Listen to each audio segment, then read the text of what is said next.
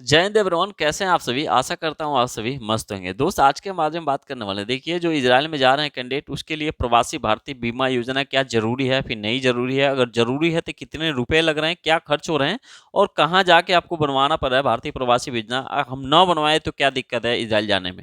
ये सारा पूरा डिटेल आज के सेशन में हम बात करने वाले हैं। अगर आप देखिए, इजराइल के लिए फर्स्ट राउंड हो या सेकंड राउंड हो या थर्ड राउंड हो या फिर आने वाली भी वैकेंसी इंटरव्यू हो IIT अलीगंज में, आपको जितनी भी है इसका अपडेट अभी इस चैनल के माध्यम से बताया जाएगा। ठीक है।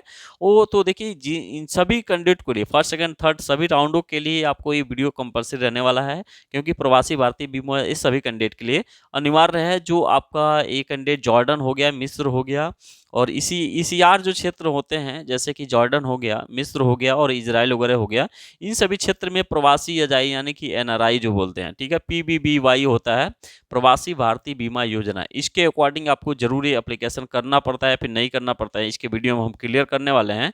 देखिएगा, सबसे पहले मैं आपको यहाँ पे क्लियर कर दूं दोस्त। देखिए, अगर आप इजराइल से संबंधित कितने भी या फिर जो भी A to Z जानकारी लेना चाहते हो तो इस चैनल को सब्सक्राइब जरूर कर लीजिएगा, क्योंकि होता क्या है कि अभी इस चैनल के माध्यम से सभी प्रकार की पल पल की जानकारी और जैसे कमेंट करते हैं कैंडिडेट उस पर एक वीडियो बना दिया जाता है। ठीक है दोस्त, तो चलिए शुरुआत करते हैं। दोस्त देखिएगा, आपको अच्छी तरह पता है कि जो ECR देश हैं, जैसे कि जॉर्डन हो गया, मिस्र हो गया और ये अपना इजराइल वगैरह हो गया, इन सभी देशों में एक कंपलसरी होता है ECR वगैरह का। ठीक है। अब होता क्या है कि कंपलसरी भी है और नहीं भी कंपलसरी है। कैसे?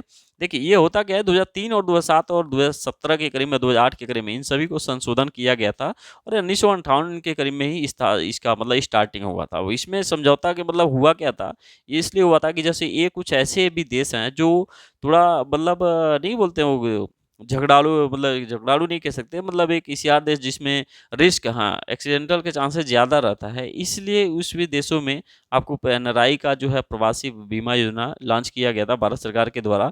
अब इसमें होता क्या है कि 10 लाख तक का सपोज इसका बीमा योजना मिला जाता है। अगर सपोज आपको काम करते टाइम किसी वर्कर की बीमारी से ग्रसित होकर मृत्यु हो गई या फिर कोई एक्सीडेंटली मृत्यु हो गया या फिर असक्षमता के कारण मृत्यु हो गया या विकलांगता वगैरह आ गई, और एक सपोज अगर आपको यहाँ पे इंडिया में उसका जो बीमा होता है तो इससे 375 275 के करीब में होता है इसका बीमा। 3 साल के करीब में लगभग तो इसका मानना होता है, एक बार कराओगे उसके बाद फिर से रिन्यूअल आपको कराना पड़ता है। अब इसमें होता क्या है, 10 लाख तक का जो आपको बीमा पेंशन मिलने का चांसेस रहता है। चांसेस क्या होता है, अगर आपको आकस्मिक कहीं मृत्यु हो जाती है तो बस यही बात होती है। और दूसरी बात यह है कि आपको जैसे कि आने का जो टिकट वगैरह होता है, लास्ट सपोज मृत्यु हो गई, उनकी लाश को घर लाना हो तो उसका जो टिकट वगैरह है बस सब भारत सरकार वे पे करता है। ये सब पूरी डिटेल बस देखिए, भगवान न करे किसी के साथ ऐसा कुछ हो, लेकिन सपोज बात कर रहा हूँ, अगर आपको जिंदगी में एकदम बिल्कुल 100% गारंटी है कि नहीं मैं जा रहा हूँ एकदम स्वस्थ हूँ, सब कुछ आराम से वापस आऊंगा, तो नहीं कराओ, कोई दिक्कत नहीं है। नहीं तो अगर आपको सपोज 1000 2000 लग रहे हैं तो आप करवा सकते हो, कोई दिक्कत नहीं है। दूसरी बात है, क्या हमें करवाना पड़ेगा या फिर नहीं करवाना पड़ेगा। तो दो देखिए, अभी बहुत से कैंडिडेट के जो 2 अप्रैल को गए, मैंने उनसे बात किया तो कह रहे हैं भाई देखिए, ये तो जरूरी भी नहीं है, आपके ऊपर डिपेंड कर रहा है कि आप करवाओगे कि नहीं करवाओगे, लेकिन भारत सरकार तो एक आपको करवा ही रहा है। दूसरी बात यह है कि जो वहां जाओगे तो आपको एयरपोर्ट पे ही देखने को जो ट्रेनिंग होगा तो वहीं पे ही हो जाएगा। ठीक है, आपको अलग से नहीं करवाना पड़ेगा। कुछ कैंडिडेट के पास ये मैसेज पता चल रहा है। क्लियर हुआ? तो जैसे भी पता चलता है कि भाई क्या करवाना पड़ रहा है या फिर आपको करना पड़ रहा है तो आप आराम से अपडेट लेके कर दीजिएगा।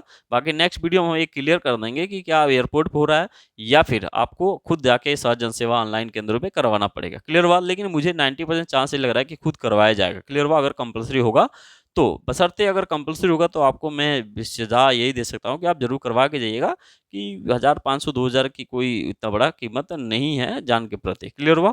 तो आशा करता हूँ आप सभी ने इस बातों को अच्छी तरह क्लियर समझ लिया होगा।